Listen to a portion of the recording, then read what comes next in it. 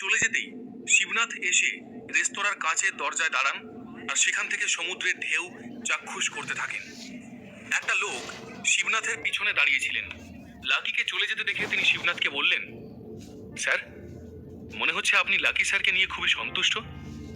আমার মনে হয় লাকি স্যারকে আপনি নিজের ছেলের থেকেও বেশি বিশ্বাস করেন। এদিকে শিবনাথ ওই লোকটির কথা শুনে একটু অবাকই হলেন। লাকির প্রতি তিনি যে এতটা মনোযোগ দিলেন সেটা আবার কেউ লক্ষ্য করেছেন তা শিবনাথ বুঝতে পারেননি।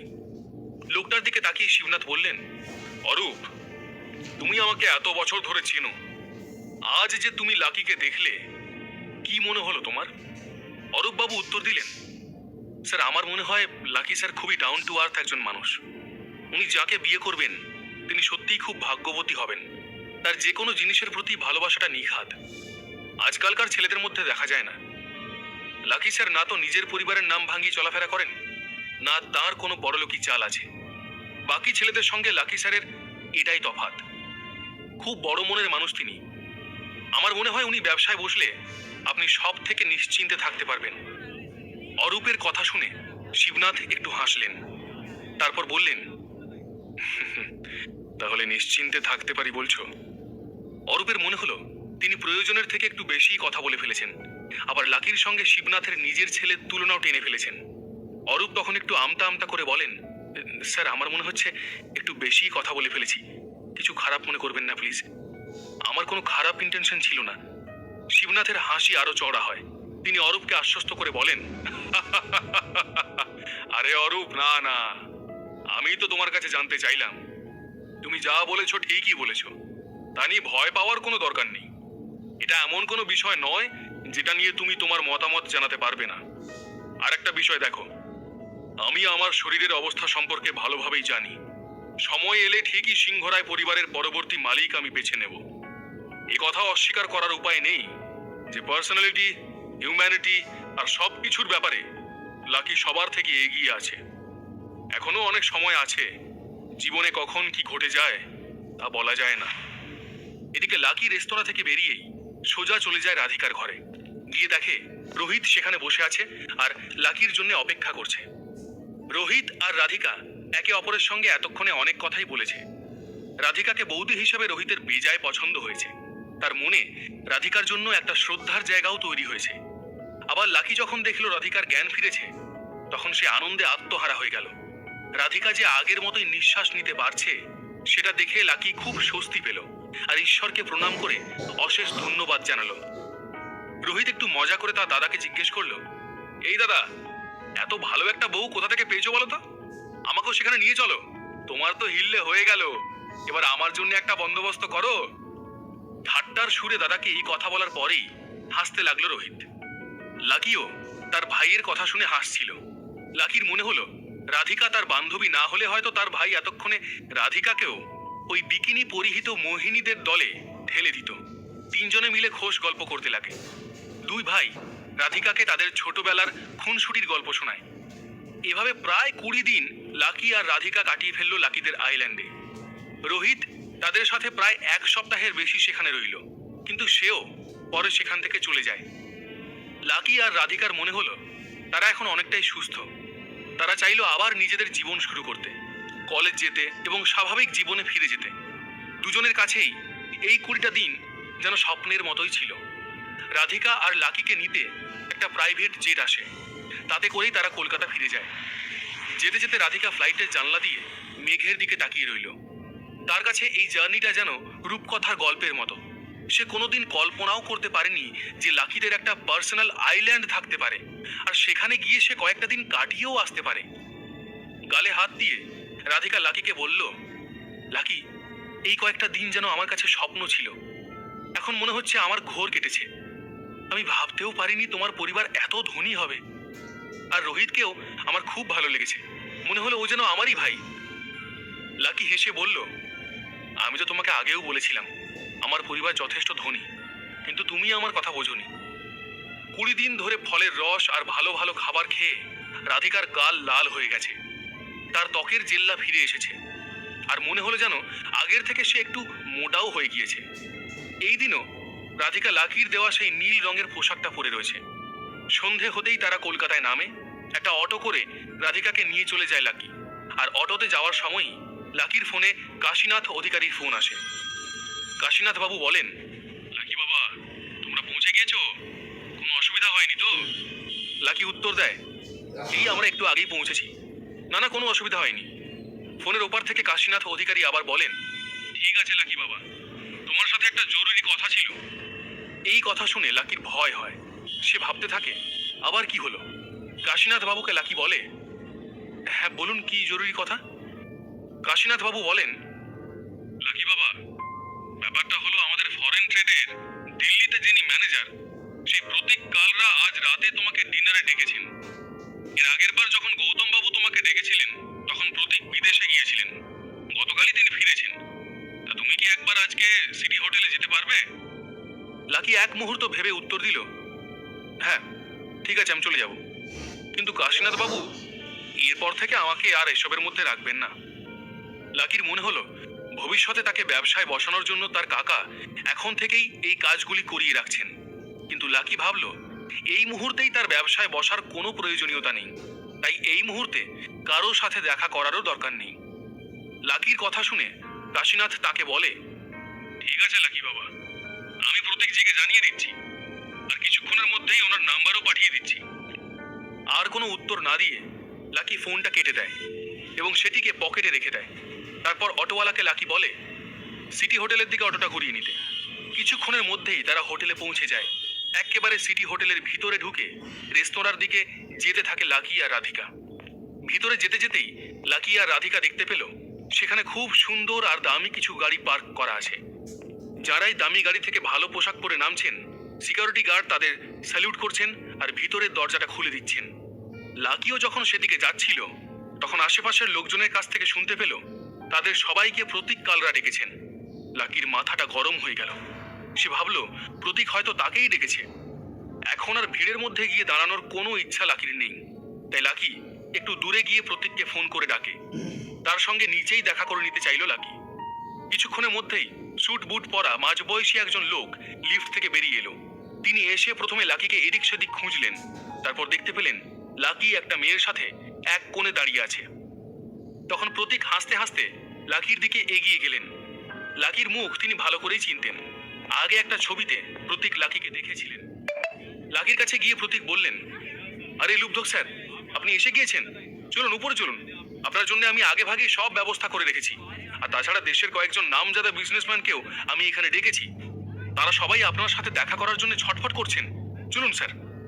এই বলে প্রতীক লাকি ও রাধিকার দিকে তাকিয়ে হাসলেন, আর রাধিকাও প্রতীককে দেখে একবার হাসে।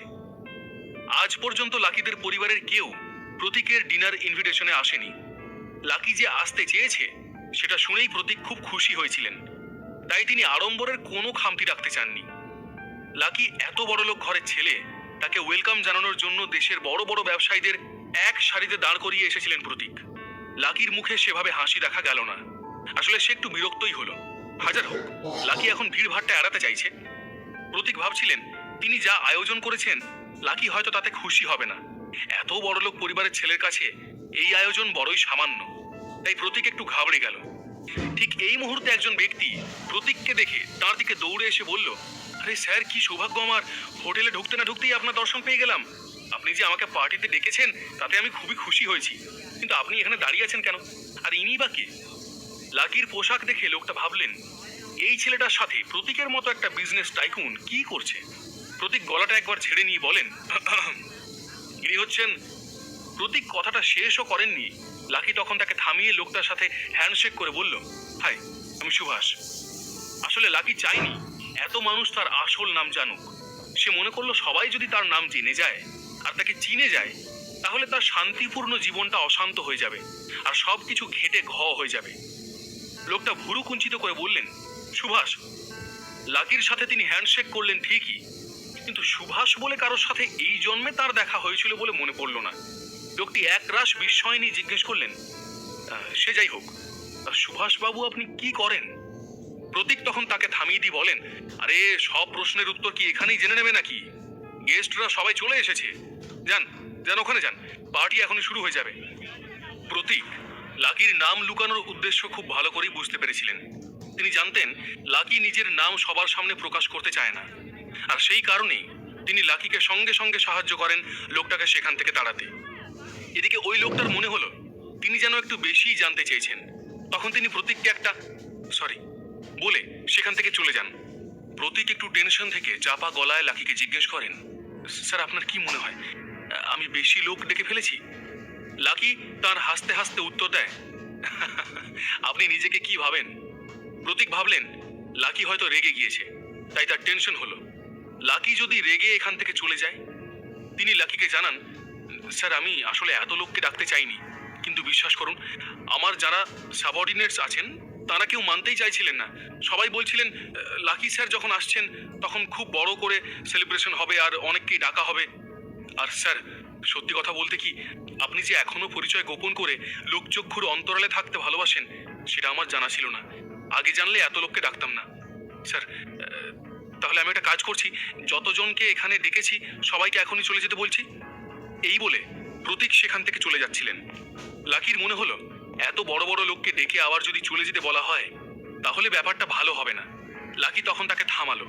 লাকি বলল, প্রতীকজি ছেড়ে দিন, চলে আসুন, যা হয়েছে হয়েছে, এখন আর কিছু করার নেই, কাউকে চলে যেতে বলবেন না, কিন্তু ফিউচারে যেন এরকম ঘটনা আর না ঘটে আপনাকে বলে রাখলাম।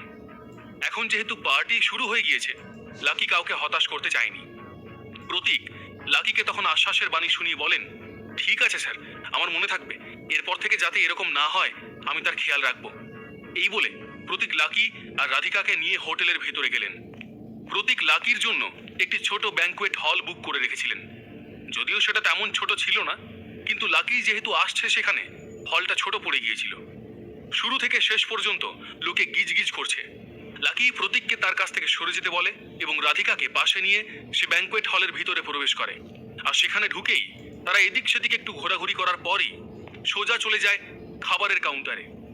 ব্যাংকুয়েট হলটা এত সুন্দর করে সাজানো হয়েছে যে তা দেখে রাধিকার চোখ ধাঁধিয়ে গেল। তেমনই সুন্দর সুন্দর পোশাক পরে এসেছিলেন সকলে। দুজনে খাবার খেতে শুরু করলো। আর তখনই পিছন থেকে একটা লোক বলে উঠলেন, এ কি কালরাজি, আমরা তো জানতাম এখানে সিংহরায় পরিবারের বড় ছেলে আসছেন, কই কাউকে তো দেখছি না এখনো। আরেকজন বললেন, হ্যাঁ তাই তো, সিংহরায় পরিবারের বড় ছেলের সাথে আলাপ করানোর জন্যই তো পার্টির অ্যারেঞ্জমেন্ট করা হয়েছে। সে যাই হোক, আপনার কি মনে হয় শিবনাথ বাবুর সিংহাসনে কে বসবে, শিবনাথ বাবুর ছেলে নাকি ওই রোহিত? অপরজন উত্তর দিলেন, আমার তো মনে হয় ওই জায়গাটা পরিবারের বড় ছেলের জন্যই ফিক্সড। রোহিতের প্রসঙ্গ আসতেই ওই পাশ থেকে একজন বলে উঠলেন, আরে ছি ছি, এই রোহিতের নামটা করো না তো, লম্পট এক নম্বরের। ও ব্যবসা দেখবে কখন, সারাদিন তো মেয়েদের সাথে ফুর্তি করছে। আরেকজন ব্যক্তির বক্তব্য, সে আপনারা যাই বলুন না কেন, কালরাজি আজকে যখন ওই পরিবারের বড় ছেলেকে ডেকেছেন তাহলে ব্যাপারটা বুঝতে পারছেন তো। পরিষ্কার হিসেব, উনি শিবনাথ বাবুর সিংহাসনে বসবেন, তা না হলে কারোর জন্য এত ঘটা করে পার্টি অ্যারেঞ্জ করা হয়? রাধিকা সবার মুখ থেকে লাকি সম্পর্কে এসব কথা শুনে মনে মনে হেসে উঠল। সে ভাবল, একদিকে লাকি তার নিজের পরিচয় লুকিয়ে বসে আছে, আর ওইদিকে প্রতীক কালরা ইতিমধ্যেই লাকি সম্পর্কে সবাইকে জানিয়ে বসে আছে। লাকিও সবার কথা শুনে মুচকি হাসলো। প্রতীক সবার কথা শুনে মাইকটা হাতে নিয়ে নেন, তারপর বলেন, ঠিক আছে, সবাই আবার নিজেদের জায়গায় বসে পড়ুন। লাকি আর রাধিকার ততক্ষণে খাওয়া হয়ে গিয়েছে। প্রতীকের কথা শোনা মাত্রই লাকি রাধিকার হাত ধরে নিয়ে গিয়ে মঞ্চ থেকে অনেকটা দূরে একটা চেয়ারে গিয়ে বসলো। তখন মঞ্চতেই শুধু আলো রয়েছে, আর লোকজন যেখানে বসেছিলেন সেই জায়গাটা অন্ধকার হয়ে আছে। একটা কাপল এসে লাকিদের পাশে বসে। অন্ধকারে কারো মুখ সেভাবে বোঝা গেল না। কাপলের মধ্যে থেকে মেয়েটা লাকির দিকে হাত বাড়িয়ে বলে, হাই, আমি Drishti, nice to meet you. Lucky দৃষ্টির দিকে ভালো করে তাকাতেই তার মুখ ফ্যাকাশে হয়ে যায়। দৃষ্টিরও মনে হলো সে যেন তার চোখের সামনে একটা ভূত দেখছে। দৃষ্টি অবাক হয়ে বলে, আরে লাকি, তুমি এখানে? আবার এই গেও মেয়েটাকেও নিয়ে এসেছো? রাহুল আর তার পরিবারকেও এই পার্টিতে ডাকা হয়েছিল। দৃষ্টি যখনই জানতে পারে সেখানে সব বড় লোকেরা আসছেন, সে এই সুযোগ ছাড়তে চায়নি। রাহুলের হাত ধরে চলে আসে প্রতীকজির পার্টিতে, যা কিনা লাকির জন্যই অ্যারেঞ্জ করা হয়েছে। কিন্তু এখানেও যে লাকির সাথে দেখা হয়ে যাবে তা ভাবতেও পারেনি দৃষ্টি। প্রতীক কি সকলের সামনে লাকির পরিচয় ফাঁস করে দেবেন, নাকি তার আগেই দৃষ্টি লাকিকে আবার সবার সামনে ছোট করবে? এর পরের গল্প জানতে হলে শুনতে